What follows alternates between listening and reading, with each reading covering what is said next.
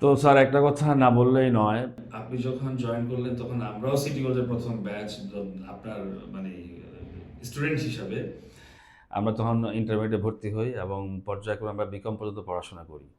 এবং সবচেয়ে মজার বিষয় হচ্ছে স্যার যখন আপনি জয়েন করছেন তখন আমাদের একটা মানে বেদনাময় কিছু সময় কেটেছে, রাজনৈতিক অস্থিরতা, এবং আমি আমার নিজের চোখে দেখেছি কিভাবে আপনি সেই অস্থিরতাকে মানে মোকাবেলা করেছেন আপনি এবং আমাদের আরো মানে গুরুজন, যাদের নাম না বললে নয়, principal Hafizuddin sir, Khalequzzaman sir, Minhaj sir, আরো বেশ কিছু স্যার ছিল।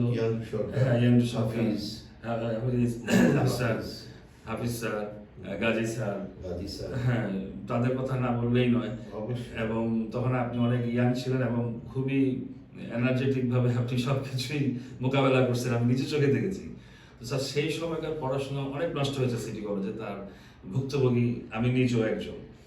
আমরা অনেক কষ্ট পেয়েছি। তো ওই দুঃসময়টার ব্যাপারে যদি একটু বলতেন যে কি করে কি হয়ে গেল আর সেখান থেকে কিভাবে আমরা রিকভারি করলাম।